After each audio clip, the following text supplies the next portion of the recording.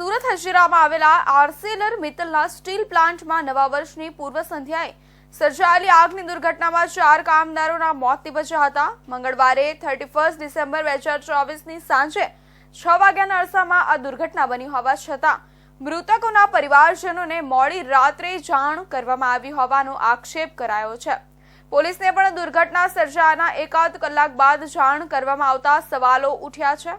સુરતના હજીરામાં આવેલી AMNS Arcelor Mittal Nippon steel India limited કંપનીના કોરેક્સ 2 પ્લાન્ટમાં ભયાનક આગની ઘટના બની હતી।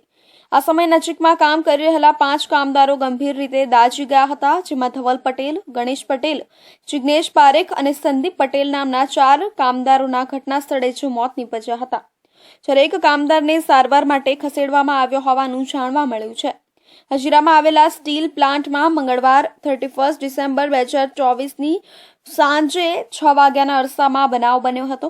આગમાં 4 કામદારો એટલા દાઝી ગયા હતા કે પોટલા વાળી તેઓના મૃતદેહને હોસ્પિટલ લાવવામાં આવ્યા હતા। કંપની દ્વારા 4 મૃતકોના નામ જાહેર કરાતા જ તેના પરિવારજનો હોસ્પિટલ પર દોડી આવ્યા હતા। ઘટનાના 4 કલાક સુધી તેઓને જાણ ન કરાતા તેઓ રોષે ભરાયા હતા। મૃતકના સ્વજને કહ્યું હતું કે કંપનીને મૃતકોના નામ ખબર પડી તો પછી અમારા નંબર કેમ ન મળ્યા। આગની દુર્ઘટનામાં જે 4 કામદારોના મોત થયા છે તેઓના મૃતદેહ એટલા બળી ગયા છે કે તેની ઓળખ કરવી મુશ્કેલ બની છે। કંપની દ્વારા તેઓના પ્લાન્ટમાં સર્જાયેલી દુર્ઘટનામાં જે 4 કામદારોના મોત નીપજ્યા છે તેઓના નામ જાહેર કરવામાં આવ્યા છે, પરંતુ કયા કામદારને મૃતદેહ કયો છે તે ઓળખવું મુશ્કેલ બનતા DNA ટેસ્ટ કરવો પડશે। કંપની તરફથી જાણ કરેલી હતી, પોલીસ ત્યાં હતી, ત્યાંથી પછી હમણાં પણ અહીંયા પરિવારને કઈ જાણ કરવામાં આવી? પરિવારને જાણ કરવામાં આવી। 7 વાગે ફોન આવ્યો તમારો, 7 વાગે। ઘટના કેટલા વાગે બની? કંપનીનો ફોન નથી આવ્યો, વાત આવી છે। એક મિનિટ, ઘટના કેટલા વાગે બની? 5:30 થી 6 ની વચ્ચે બની। 6 વાગે? 6 વાગે જેવી ઘટના શું બની છે એનો ડિટેલ્સ મારી પાસે એ કેમ નથી સાહેબ? જુઠ્ઠું કેમ બોલો છો તમે? ફેમિલીને કોલ કેટલા વાગે કર્યો ભાઈ? એક્સિડન્ટ થયું છે અને કઈ જગ્યાએ, કયા પ્લાન્ટમાં? Corex plant. હા, શું બન્યું હતું? શું બન્યું? કોઈ ફાયર ઇન્સિડન્ટ થયું છે અને એમાં થોડી કેઝ્યુઅલ જે તે 4000 પરિવારને જાણ કરી છે એની મને કોરેક્સ AMNS ની અંદર કોરેક્સ પ્લાન છે, એની અંદર UB એલિવેટરનો કોન્ટ્રાક્ટ ચાલે છે, લિફ્ટ મેન્ટેનન્સ, અને ત્યાં મારા 2 સ્વજન હતા, ધવલ પટેલ અને સંદીપ પટેલ। એ લોકો લિફ્ટ મેન્ટેનન્સ માટે ત્યાં ગયા હતા। હવે અમને 5:30 વાગ્યાની આજુબાજુમાં જાણ કરવામાં આવી હતી ત્યાંથી। એમના જે કોન્ટ્રાક્ટર છે એ મારા પહેલાંથી મેં એમને એક્સ એમ્પ્લોય હતો, એટલે મને કોન્ટેક્ટ કર્યો કે ભાઈ એ વ્યક્તિઓ નથી બહાર નીકળ્યા અને કોન્ટેક્ટ થતો નથી, એટલે મેં પાર્કિંગમાં બાઇક જોવા માટે ત્યાં ગયો। પછી એમના ઓનર પણ ત્યાં આવ્યા, એમના જે કોન્ટ્રાક્ટર ઓનર છે એ આવ્યા હતા। પછી એ લોકોને સિક્યુરિટીના પરમિશનથી અંદર જવા દીધું હતું। પહેલાં અંદર અમે જ્યારે બહાર હતા ત્યારે અમને એક માણસની ડેથ થઈ ગઈ છે એવું જણાવવામાં આવ્યું હતું કે એક માણસ નથી બચ્યા, અંદર જે બ્લાસ્ટ થયો છે એના જે આગમાં અંદર આવી ગયો છે અને એકનું મૃત્યુ થઈ ગયું છે એવું કીધું હતું। અને પછી એ લોકોના અંદર ઓનર ગયા, પછી અંદરથી ઓનરને એવી માહિતી આપી કે તમારા માણસોને સિવિલ હોસ્પિટલની અંદર લઈ ગયા છે, તમે ત્યાં જ સંપર્ક કરી લો। અને પછી અમે અહીંયા શિફ્ટ થયા। હવે તમારી માંગણી શું છે? માંગણી તો શું છે સાહેબ કે એમના પરિવારના આંસુની કિંમત બહુ વધારે છે। એમના પરિવાર માટે જેટલું કંપની કરી શકે વધારે એ કરે એવી માંગ છે મારી તો। 4 મૃતકોના પરિવારજનો હોસ્પિટલ એકત્ર થઈ જતા મામલો ગરમાયો હતો। સુરતમાં એક તરફ ન્યૂ યરનું સેલિબ્રેશન ચાલતું હતું તો બીજી તરફ મંગળવારે રાત્રિના સમયે હોસ્પિટલ પટાંગણમાં મૃતકોના પરિવારજનો કલ્પાંત કરતા જોવા મળ્યા હતા। પરિવારજનોએ માંગ કરી હતી કે આ ઘટના બની ત્યારે નજીકમાં જે અન્ય કામદારો કામ કરતા હતા તેઓને અમારી સામે લાવવામાં આવે અને આ ઘટના કઈ રીતે બની તે અમને જણાવવામાં આવે। મોટી સંખ્યામાં લોકો હોસ્પિટલ પર એકત્ર થઈ જતા પોલીસના ઉચ્ચ અધિકારીઓ દોડી આવ્યા હતા અને મામલાને શાંત પાડવાનો પ્રયાસ કર્યો હતો। અંગે મળતી માહિતી પ્રમાણે AMNS કંપનીના કોરેક્સ પ્લાન્ટ 2માં જ્યાં કાચું લોખંડ બને છે ત્યાં રો મટીરિયલ લઈ જતી પાઇપલાઇન છૂટી પડી ગઈ હતી, જે લિફ્ટ બાજુમાં ફેંકાઈ હતી, જેના કારણે 4 કામદારો ગંભીર રીતે દાઝી જતા મોત નીપજ્યા હતા. કામદારો લિફ્ટ બાજુએથી પસાર થતા હતા તે વેળાએ ગરમ મટીરિયલ પડતા મોતને ભેટ્યા છે. સાંજે 5:30 થી 6:30 વાગ્યાના સમય દરમિયાન આ ઘટના બની હતી. સાંજે 7:30 વાગ્યાના સમયે પોલીસને જાણ કરવામાં આવી હતી. ઘટના બનતા નોટિફાઈડ એરિયાની ફાયરની ટીમ પણ પહોંચી હતી. ઘટના અંગે હાલ તપાસ કરવામાં આવી રહી છે. મેકેનિકલ ફોલ્ટ હતો કે કેમ તે અંગે તપાસ કરવામાં આવી રહી છે. હાલ અકસ્માત નોંધ કરી વધુ તપાસ હાથ ધરવામાં આવી છે, જ્યારે મૃતકો પ્લાન્ટમાં એમ્પ્લોય તરીકે કામ કરતા હતા. સુરત શહેરમાં ખટોદરા વિસ્તારમાં 31 ડિસેમ્બરની પૂર્વ સંધ્યાએ દારૂબંધીના કાયદાનું ઉલ્લંઘન કરનારા પર ખટોદરા પોલીસ દ્વારા કાર્યવાહી કરાઈ છે. પોલીસે કાપડના પાર્સલમાં છુપાવવામાં આવેલા 1352 વિદેશી દારૂની બોટલો અને બિયરના ટીન સાથે ₹2,52,590 ની મત્તાના જથ્થા પર કબજો કર્યો છે. ન્યૂ યર પાર્ટી માટે કાપડના પાર્સલના આડમાં વિદેશી દારૂનો જથ્થો મહારાષ્ટ્રથી સુરત લાવવામાં આવ્યો હતો. 31 ને લઈ ખટોદરા પોલીસ દ્વારા મોટી કાર્યવાહી કરવામાં આવી છે. ખટોદરા પોલીસે 2.52 લાખનો વિદેશી દારૂ ઝડપી પાડ્યો છે. આમ કુરિયર પાર્સલ બોક્સ અને કાપડના પાર્સલમાં દારૂની બોટલો મૂકવામાં આવી હતી. માર્કેટ વિસ્તારમાંથી દારૂનો જથ્થો ઝડપાયો હતો. પોલીસે પાર્સલમાંથી 1352 વિદેશી દારૂની બોટલો મળી આવી છે. પોલીસ ઇન્સ્પેક્ટર BR રબારીને બાતમી મળી હતી કે કાપડના પાર્સલની આડમાં વિદેશી દારૂનો જથ્થો મહારાષ્ટ્રથી સુરત લાવવામાં આવ્યો છે. જૂની સબ જેલની પાછળ બંદરિયા કમ્પાઉન્ડમાં આવેલા ઓમ તુરંતના ગોડાઉનમાં આ દારૂનો જથ્થો હોવાની માહિતી મળતા પોલીસ સર્વેલન્સ ટીમે તાત્કાલિક કાર્યવાહી કરી હતી. જથ્થાને કુરિયર પાર્સલ બોક્સમાં અને કાપડના બંડલમાં છુપાવીને મોકલવામાં આવ્યો હતો, જેથી તે પર પ્રત્યક્ષ શંકા ન થાય. પોલીસે રેડ દરમિયાન આ ગોડાઉનમાં છુપાયેલા જથ્થાને પકડી પાડ્યો. પોલીસે ઘટના સ્થળેથી વિજય ખોડાભાઈ દસલાણિયા નામના એક શખ્સને ઝડપી પાડ્યો છે. આરોપી 29 વર્ષનો છે અને ખોલવડ ગામ કામરેજ ખાતે રહે છે. આરોપી વિરુદ્ધ ખટોદરા પોલીસ સ્ટેશનમાં પ્રોહિબિશન કલમ 65A અને 81 હેઠળ ગુનો દાખલ કરવામાં આવ્યો છે. આરોપી વિજય દસલાણિયાએ મહારાષ્ટ્રથી મુંબઈમાં સ્થિત 2 એજન્સીઓ મારફતે દારૂ મંગાવ્યો હતો. ગોડાઉન પર પોલીસે તપાસ કરી તમામ પુરાવા એકઠા કર્યા છે અને દારૂની હેરફેરના નેટવર્ક વિશે વધુ તપાસ શરૂ કરી છે. खटोदरा पुलिस स्टेशन में मुंबई से कपड़े के कोरियर की आड़ में दारू लाया जा रहा था, विदेशी दारू. तो खटोदरा पुलिस स्टेशन की टीम ने 2,54,000 रुपये का दारू पकड़ा है, विदेशी दारू है, और 2 आरोपियों को अरेस्ट किया है. उन्होंने बताया कि ये मुंबई से उन्होंने मंगाया था कोरियर के द्वारा. तो अभी FIR की गई है, आरोपियों को अटक किया गया है. आगे की पूछताछ अभी चालू है. सर कैसे लाया था दारू? कोरियर में, कपड़े के कोरियर में उस तरह से उसमें लपेट के और दारू लाया गया था. और अभी इन्वेस्टिगेशन चालू है. आरोपी है वो खटोदरा पुलिस स्टेशन में, उनकी पूछताछ चल रही है. Thank you. 2,54,000 रुपये. ખટોદરા પોલીસ દ્વારા મળતી માહિતી અનુસાર માર્કેટ વિસ્તારના કુરિયર પાર્સલ બોક્સ અને કાપડના પાર્સલમાં વિદેશી દારૂના બોટલો છુપાવવાનો પ્રયાસ કરવામાં આવ્યો હતો. પોલીસને દ્વારા પાર્સલની તપાસ કરતા અંદરથી 1352 વિદેશી દારૂની બોટલો મળી આવી હતી, જેમનું મૂલ્ય અંદાજે 2.52 લાખ રૂપિયા થાય છે.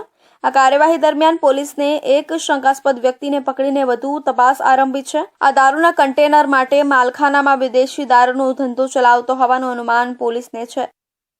એક તરફ આપણે વિકસિત ભારત અને વિકસિત ગુજરાતની વાતો કરી રહ્યા છે, ત્યારે આદિવાસી વિસ્તારમાં પાયાના ભણતર સમાન આંગણવાડીમાં ભણતા બાળકો માટે સારી છત પણ નસીબે નથી. ત્યારે સરકારની વિકાસની વાતો સામે આદિવાસી વિકાસના વિકાસલક્ષી વાતોની હકીકતો તો કંઈક અલગ જ છે. આપણે આજે ડિજિટલ ભારતમાં જોઈ રહ્યા છીએ, જ્યાં આંગળીના ટેરવે તમામ કામો કરી શકીએ છીએ. ઓનલાઈન બધી પ્રક્રિયા થકી સરળ કામોને નિપજાવી શકીએ છીએ.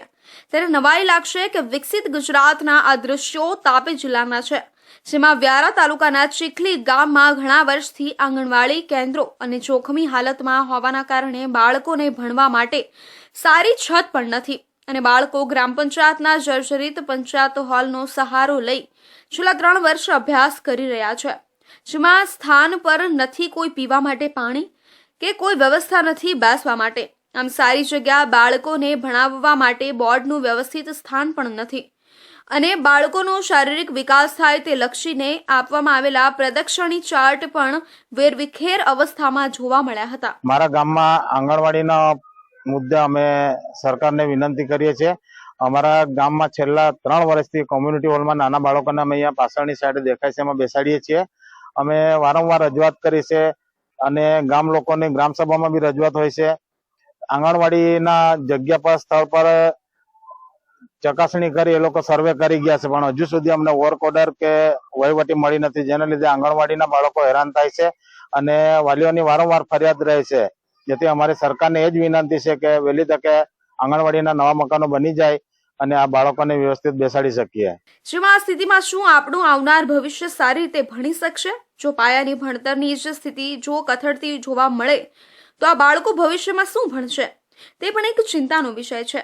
ત્યારે સરકાર વિકાસની મોટી મોટી વાત કરે છે, પરંતુ વિકાસથી વંચિત આ દ્રશ્ય બધું કહી જાય છે. સુરત શહેરને શર્મસાર કરતી ઘટના ફરી એક વખત પ્રકાશમાં આવી છે. પોલીસે 7 વર્ષની બાળકી સાથે શારીરિક અડપલા કરનાર 19 વર્ષીય આરોપીની ધરપકડ કરી છે. સલાબતપુરા વિસ્તારમાં માસૂમ બાળકી સાથે શારીરિક અડપલા કરનાર 19 વર્ષીય યુવક મોહમ્મદ હુસૈનની ધરપકડ કરવામાં આવી છે. ઘટનાની શરૂઆત તે સમયે થઈ જ્યારે બાળકી ઘરની બહાર રમતી હતી. બાળકીને એકલી જોઈ આરોપી તેને મકાનમાં લઈ ગયો અને શારીરિક અડપલા કર્યા હતા. આ ગભરાવનારી ઘટના બાદ બાળકી રડતી રડતી પોતાના ઘરે પહોંચી અને બાળકીના રડતા ચહેરા માતા આઘાતમાં આવી ગઈ કે બાળકીના મોઢે બનેલી આ ઘટના સાંભળીને માતાએ તરત પિતાને જાણ કરી. બાળકીના માતા પિતાએ તાત્કાલિક સલાબતપુરા પોલીસ મથકમાં ફરિયાદ નોંધાવી અને પોલીસે આરોપી વિરુદ્ધ કાર્યવાહી કરીને ધરપકડ કરી છે અને હવે તેના ભૂતકાળની પ્રવૃત્તિઓની તપાસ ચાલી રહી છે. નરાધમ બાળકીનું અપહરણ કરી એક રૂમમાં લઈ ગયો હતો અને બાળકીના કપડાં કાઢી વિકૃત હરકત કરી હતી. સમગ્ર મામલે માતા પિતાને જાણ થતાં માતા પિતાએ ફરિયાદ નોંધાવી હતી. આરોપી પરિચિત હોવાના કારણે બાળકી આરોપી સાથે મકાનની અંદર ગઈ હતી, પરંતુ રડતા રડતા માતા પાસે પહોંચી હતી. સલાબતપુરા પોલીસ સ્ટેશન વિસ્તારમાં એક જે મકાનોની સિરીઝ છે આખી, એમાં જે એક નાની દીકરી છે એ ભોગ બની છે. એ દીકરીના પરિચિતમાં જે એક વ્યક્તિ છે જેનું નામ મોહમ્મદ હુસૈન છે, એણે આ દીકરીને, જે દીકરી રહે છે એના બાજુના રૂમમાં લઈ જઈ અને એની સાથે શારીરિક અડપલા કર્યા. એના પરિવારજનો ત્યાં હાજર નહીં હતા અને એને એનું અપહરણ કરી લઈ જઈ અને એની સાથે છેડખાની કરી. જે બાબતને લઈ અને દીકરીએ જ્યારે પોતાના પેરેન્ટ્સને આ વાત કરી ત્યારે એના પેરેન્ટ્સે આવી અને પોલીસ સ્ટેશનમાં ફરિયાદ નોંધાવી. આ ફરિયાદ અનુસંધાને પોલીસે તરત જ કાર્યવાહી કરી અને આરોપીની ધરપકડ કરી છે. આરોપીએ અગાઉ પણ આ પ્રકારની કોઈ હરકત કરી છે કે નહીં એના માટે અમે અત્યારે તપાસ કરી રહ્યા છીએ. જે પ્રાઇમરી ઇન્ટ્રોગેશન છે એમાં આવી કોઈ બાબત સામે નથી આવી, પરંતુ આરોપી જે પોતે 18 વર્ષ અને 7 મહિનાનો છોકરો છે, એણે અગાઉ આવી કોઈ હરકત આ દીકરી સાથે કે અન્ય કોઈ વ્યક્તિ સાથે કર્યું છે કે નહીં એની તપાસ અત્યારે પોલીસ કરી રહી છે. એના માટે અમારે જે ફર્ધર પોલીસ કસ્ટડી હોય એના માટે પણ અમે પ્રયાસ કરીશું. ડીસીપી ભગીરથ ગઢવીએ જણાવ્યું હતું કે આરોપી પોતાના ઘરે લઈ જઈને બાળકી સાથે અડપલા કર્યા હતા. આ અંગે બાળકીના માતા પિતાએ પોલીસમાં ફરિયાદ નોંધાવી હતી. પોલીસે તાત્કાલિક આરોપીની ધરપકડ કરી છે. આરોપી 19 વર્ષનો છે અને તે અગાઉ પણ કોઈ બાળકી સાથે અથવા અન્ય કોઈ બનાવમાં સામેલ રહ્યો છે કે નહીં તે અંગેની તપાસ પોલીસ દ્વારા કરવામાં આવશે. શહેરમાં યુવાનોમાં નવા વર્ષને લઈને ભારે ઉત્સાહ જોવા મળી રહ્યો છે. 2024ને બાય બાય કરી 2025ને આવકારવાનો થનગનાટ સુરત શહેરમાં જોવા મળ્યો હતો. સુરત શહેરની અંદર નવા વર્ષને આવકારવા હજારો લોકો ડુમસ રોડ પર પરિવાર મિત્રો સાથે રાત્રે નીકળ્યા હતા. અઠવા લાઇન્સથી વાય જંકશન અને યુનિવર્સિટીથી વાય જંકશન સુધી વાહનોની કતારો લાગી હતી. ઘણા લોકો આ બંને રોડ પર બનાવવામાં આવેલા ફૂટપાથ પર મોડી રાત સુધી બેસેલા પણ નજરે ચડ્યા હતા. સુરતમાં વર્ષ 2024ની વિદાય અને વર્ષ 2025ના આગમનને વધાવી લેવા હજારો લોકો ડુમસ રોડ પર પરિવાર મિત્રો સાથે રાત્રે નીકળ્યા હતા. અઠવા લાઇન્સથી વાય જંકશન અને યુનિવર્સિટીથી વાય જંકશન સુધી વાહનોની કતારો લાગી હતી. ઘણા લોકો આ બંને રોડ પર બનાવેલા ફૂટપાથ પર મોડી રાત સુધી બેસેલા પણ નજરે ચડ્યા હતા. શહેરમાં કેટલાક સ્થળો પર 31ની પાર્ટીનું પણ આયોજન કરવામાં આવ્યું હતું, જેમાં યુવક યુવતીઓ ડીજેના તાલે ઝૂમી ઉઠ્યા હતા. બીજી તરફ પોલીસે પણ ચુસ્ત બંદોબસ્ત ગોઠવ્યો હતો, એટલે કાયદો વ્યવસ્થા જળવાઈ રહી હતી. મોડી રાત સુધી કોઈ અનિચ્છનીય ઘટના ન બની હતી, પરંતુ કેટલાક દારૂ પીધેલાઓને પોલીસે ધરપકડ કરી હતી. 2024ના વર્ષને અલવિદા કહી 2025ના વર્ષને સુરતીઓએ આવકાર્યું છે. જોકે કોલેજમાં અભ્યાસ કરતા વિદ્યાર્થીઓએ તો 12 વાગ્યાની રાહ જોયા વગર દિવસે જ ઉજવણી કરી નાખી હતી. સુરતવાસીઓ શાંતિપૂર્ણ રીતે ન્યૂ યર સેલિબ્રેશન કરી શકે તે માટે પોલીસે ચુસ્ત બંદોબસ્ત સહિતની વ્યવસ્થા કરી હતી. 31મી ડિસેમ્બરની ઉજવણીને લઈને સુરત શહેર પોલીસ હાઈ એલર્ટ પર હતી. પોલીસ સીસીટીવી કંટ્રોલ રૂમથી શહેરમાં બાજ નજર રાખી રહી હતી. આયોજન પર કંટ્રોલ રૂમથી નજર રાખવામાં આવી હતી. આયોજકો પાસેથી સીસીટીવી એક્સેસ મેળવવામાં આવ્યા હતા. આમ સુરત શહેરમાં યુવાનોમાં નવા વર્ષને લઈને ભારે ઉત્સાહ જોવા મળ્યો હતો. 2024ને બાય બાય કરી 2025ને આવકારવાનો થનગનાટ સુરતવાસીઓમાં જોવા મળ્યો હતો. સુરત શહેરની અંદર નવા વર્ષને આવકારવા માટે અનેક પ્રકારના કાર્યક્રમોનું આયોજન કરવામાં આવ્યું હતું. આમ 31 ડિસેમ્બરને લઈ સુરત શહેર પોલીસનું ચેકિંગ કરવામાં આવ્યું હતું અને કાપોદ્રા પોલીસનું નાના વરાછા અઠવા લાઇન્સ સહિત સુરતના અનેક વિસ્તારોમાં પોલીસનું ચેકિંગ હાથ ધરવામાં આવ્યું હતું. પોલીસ ઇન્સ્પેક્ટર સહિતના સ્ટાફ દ્વારા વાહનમાં ચેકિંગ કરવામાં આવ્યું હતું. બ્રેથ એનાલાઇઝર મશીનથી પણ વાહન ચાલકોની તપાસ કરવામાં આવી હતી. કોઈ વાહન ચાલક નશો કે ડ્રિંક્સ કરીને અન્ય લોકોને નુકસાન ન પહોંચાડે તેની તકેદારીના ભાગરૂપે પોલીસનું ચેકિંગ શરૂ કરવામાં આવ્યું હતું. આમ કાર તેમજ ટેમ્પો જેવા વાહનોમાં નશીલા પદાર્થોની હેરાફેરી ન થાય તે વાહન ચેકિંગ પણ કરવામાં આવ્યું હતું. વિશ્વમાં લોકોનો ઇંતજારની ઘડી સમાપ્ત થઈ ગઈ છે. 12 વાગ્યાની સાથે પૂરા દેશ અને પૂરી દુનિયામાં તમે જોશો ન્યૂ યરની ઉજવણી શરૂ થઈ છે. આપણે સુરતમાં સુરતમાં ઊભા છીએ તો વાઈ જંકશનમાં અને અહીં લોકો દ્વારા ફુગ્ગાઓ ઉડાવી તેમજ ફટાકડાઓ ફોડીને આતિશબાજી કરીને ન્યૂ યરની ઉજવણી કરવામાં છે. ઘણા લોકો આપણી સાથે લોકો સાથે વાત કરીશું, શું કહેવું છે લોકોનું અને લોકો જોડે વાત કરીશું. આપણે શું નામ છે? શું નામ છે આપનું? શું ન્યૂ યર માટે શું લોકો માટે મેસેજ છે તમારો? ન્યૂ યર માટે હવે શું મેસેજ આપું? બધા એમ તંદુરસ્ત રહે અને એટલા હસતા ખિલખિલાતા રહે, બસ એ જ જોઈએ છે. અને સ્વચ્છતા રાખે. આપણું સુરત સોનાની મુહૂર્ત છે અને હંમેશા એવું રહેવું જોઈએ. હજુ પણ ઘણા લોકો છે આપણી સાથે બીજા. જી શું કહેશો? બસ અમે એમ કહીએ છીએ કે 2024નું વર્ષ જે ગયું એનાથી સારામાં સારું વર્ષ જાય અને બધા સ્વસ્થ રહે, એ બસ એ જ ભગવાનને પ્રાર્થના છે. 2024નું વર્ષ કેવું કોઈ તેનાથી સારું જાય, 2025 તેવું સર્વને શુભેચ્છા. શું કેવું છે? આપણું સુરત સિંગાપોર અને દુબઈ કરતા પણ સારું બને, નંબર 1 એવી શુભેચ્છા આપું છું મનસુખભાઈ ગેલાણી. સુરતના લોકોનો પ્રેમ, ઉત્સાહ, ઉલ્લાસ સાથે ન્યૂ યરની ઉજવણી. કેમેરામેન રવિ સાથે સુનિલ પ્રજાપતિ, ઇન્ડિયા ન્યૂઝ, સુરત. 31મી ડિસેમ્બરને લઈ તાપી પોલીસ એલર્ટ થઈ કામગીરી કરી હતી. તાપી જિલ્લામાં વાહન ચેકિંગની ડ્રાઈવ રાખવામાં આવી હતી. જિલ્લાની હદ વિસ્તારોમાં ચેકિંગ, નાકા સહિત જિલ્લામાં સરપ્રાઇઝ ચેકિંગ હાથ ધરીને પ્રોહિબિશન એક્ટ સહિત અન્ય ગુનાઓમાં નોંધાતા કાયદાનો ઉલ્લંઘન કરતા તત્વોમાં ફફડાટ ફેલાયો હતો. મહારાષ્ટ્રની કુલ 7 આંતરરાજ્ય ચેકપોસ્ટ તથા જિલ્લાની કુલ 3 ચેકપોસ્ટ પર કામગીરી કરવામાં આવી હતી. જિલ્લાની અંદર કુલ 14 બુલેટ ગાડી પકડવામાં આવી હતી અને બુલેટ ગાડીને ડિટેઇન કરવામાં આવી. સાથે જ તેને મેમો પણ આપવામાં આવ્યા છે. મહારાષ્ટ્ર રાજ્યને અડીને આવેલા તાપી જિલ્લામાં 31મી ડિસેમ્બરની ઉજવણી કેટલાક તત્વો દ્વારા નશીલા પદાર્થનું સેવન કરીને કરતા હોય છે. આવા તત્વોને ડામવાને માટે તાપી પોલીસ અલગ અલગ ચેકપોસ્ટો બનાવીને સતત વાહન ચેકિંગની કામગીરી હાથ ધરી હતી.